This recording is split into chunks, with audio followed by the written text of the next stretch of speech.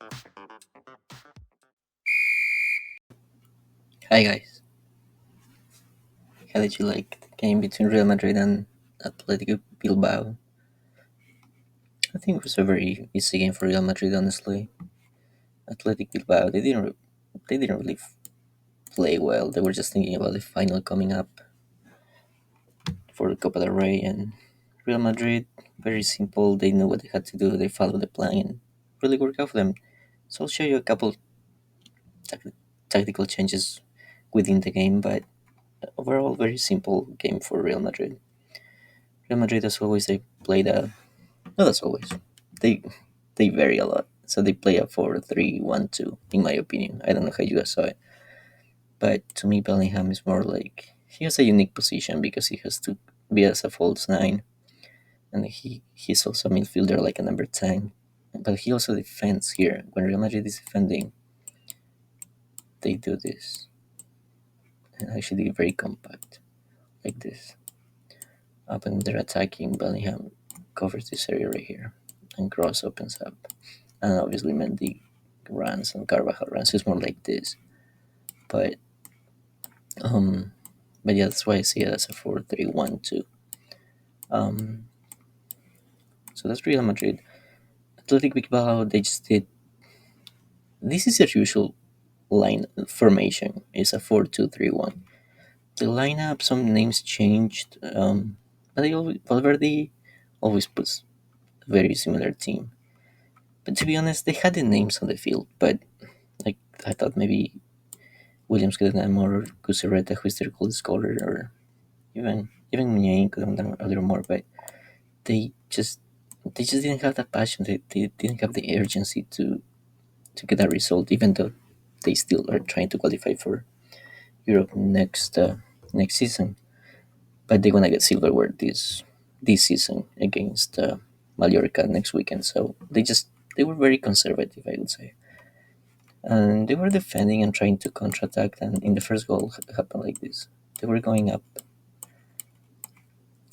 like this, and Brahim was here between four players, and Rodrigo was here. So he just found a way to cross the ball, and and then it was 2v1, Rodrigo against these two. And Rodrigo managed to dribble them, and he shoot to the goal, and it was a really nice goal. So Rodrigo was taking advantage of the fact that Vinicius wasn't playing. So, but very simple for Real Madrid at the 8th minute. So they just didn't have to struggle. And then, to be honest, Athletic Bilbao, they didn't change formations. They didn't do anything better. In the first half, they only had one shot on goal. It was a really poor game for them. And then in the second half, well, the first change of the game was when Alvarez got injured and Vivian came in for him. But again, same formation. And then the first half was over. Second half, as soon as the game started, on the second half, Brahim Diaz had like two or three good chances, really clear chances. And, well, at the end, he got taken out. But around the 70th minute, but first, Athletic Bilbao, they made a couple changes, but like I was saying, they didn't change the formation. They didn't make anything interesting. Abdu was gonna play here. Players just getting some rest for the final one. They got Roleta playing for him, and so it was like this: same formation, same mindset, not much. But then, like I said, Joselu came in for Raheem Diaz, but now Real Madrid had a nine, and Vivian and Paredes, they didn't know what to do with a nine because Real Madrid didn't have a nine before.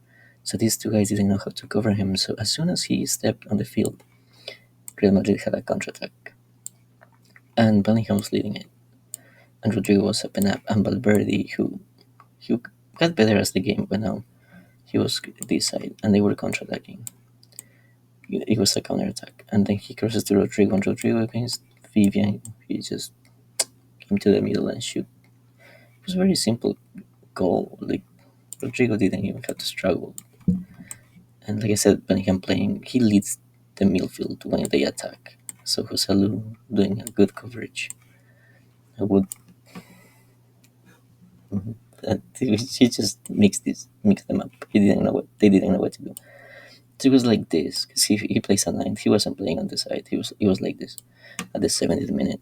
But then Munain came in for Sunset, and Munain, he's number 10. He's the captain. He's really good. But in this game, like I said, he didn't show much. He's just worried about the final. So the teams just play the same formation.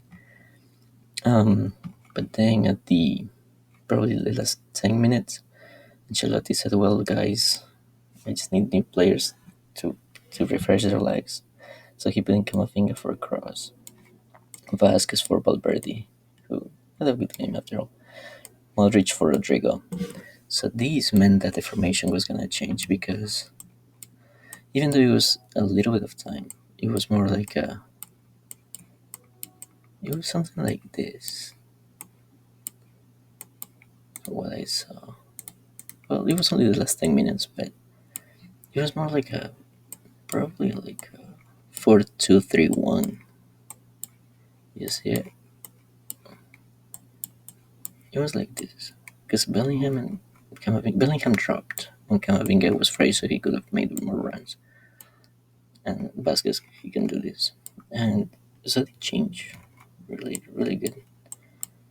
And then in the last minute of the game, just Militao came in for Carvajal. But this is a very important change based on the Manchester City game because Real Madrid play a three in the back, which maybe they could do against City. We don't know. But it was like this. It was like a 3-4-3. Obviously, the names are gonna change. Vinicius is gonna come back and everything, but it's good to have Rudiger and Militao again. So we don't know what's gonna happen against Manchester City because Manchester City is really good. But at the end, they finished with this 3-4-3. Well, what did you guys think of the game? Please let me know in the comments. Thank you.